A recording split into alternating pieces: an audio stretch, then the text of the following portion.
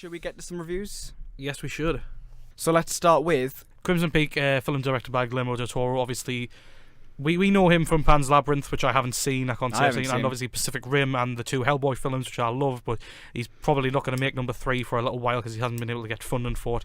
But hopefully, if this makes bank at the box office, he'll be able to make it.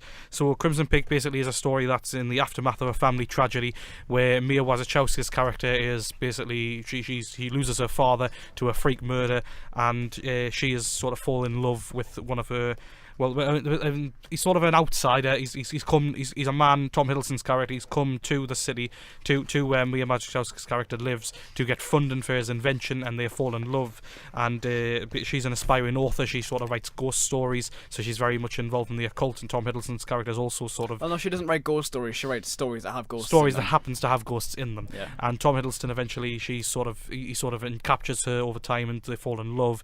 And he brings her back to England, but there is he's the mysterious outsider, and eventually brings her back to England, where they're obviously now married. To Cumbria, yes, living in the creepy old Allerdale Hall, where spirits are alive and the house is alive, and it's all very spooky. And I did get an adult Monster House vibe from it at first. Was I the only one there? Yep. Like in the way that some of it moved. But yeah, it's basically what you would expect really from a Guillermo del Toro film, because the ones I haven't seen his most outlandish and most famous one. But you get the idea. Yeah. But now that I've seen a few of them, obviously Hellboy 2 especially had some incredible creature designs and set design, and even Hellboy himself was an amazing design. So you get the gist what you're going to get with it. He's a man with an incredible imagination, and again, this is another film that has imagination coming out of it. Well, everywhere. This is a man who was floorboards. Yeah, literally out of the floorboards. But this house, obviously Allerdale Hall, it lives, it breathes, it has ghosts of the past, it has secrets, and she is. Basically, it follows her life now that she is married and living there. She tried to uncover the secrets behind Tom Hiddleston's character and his creepy sister, played by Jessica Chastain. They obviously have many secrets, and she has to uncover them all slowly.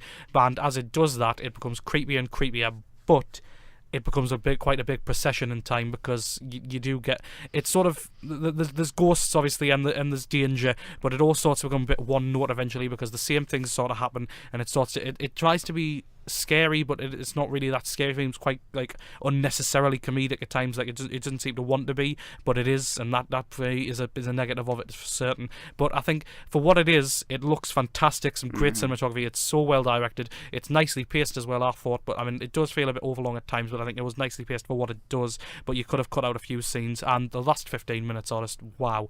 Yeah. They're so edgy and sort of it's so punchy and graphic, and that's what you wanted, and this is what you were expecting. That's definitely where it picked up for me. That's from a Guillermo del Toro, from a quintessential Guillermo del Toro sort of lesson in production design and sort of mastery of cinematography and of his craft. You were expecting a bit more, but the story is just too flimsy. Great performances from Wasikowska, Chastain, and see, I don't think Mia Wasikowska was given enough to. No, I don't think she was given enough. I don't think she really got a chance to show off. Whereas Hiddleston and specifically Chastain really. I think it was a good performance, but her character was too lacking essentially. Yeah. But yeah, that's kind of the same sort of one note. I don't think it wasn't terrible, but far from it. It looked great. It sounded great. It was just it was an interesting concept, and I really liked where it went in the last half an hour. But for me, it didn't have enough to sort of grasp me for the whole thing. I was thinking to myself quite a few times, am I into this? Is it working for me? And gothic horror, I am open to that. I like the sort of whole design of that, and like next to that there's also like the steampunk genre as well. But like I don't know, the man is clearly in love with it, and he's a very talented man when it comes to that. But for me, this didn't work in all the ways that it should have, and that's a really misfortune, to be honest. Gotta love Guillermo. Yeah. Joe? The motivations for Hiddleston and Chastain's character, they are a bit like meh, because I can't really remember them that much, but it's obviously not the biggest, most important thing in these type of films, because it is meant to be, I guess, like Del Toro was saying, it's meant to be like a throwback to the old kind of 60s gothic horror, but yeah, the big pluses of it are the style. Visually it is stunning. There's some like really lovely shots in there. The way the house looks, the leaves like coming down and everything. And but I think, I don't know, I would say the last 20 minutes are probably the most entertaining part of it, and it's kind of similar to like Pan's Labyrinth and The Devil's Backbone in the sense of with Guillermo del Toro. When it comes to violence, the violence is very visceral, it doesn't hold back at all, and it's very effective indeed. And I think probably best performance in the film has to be Chastain.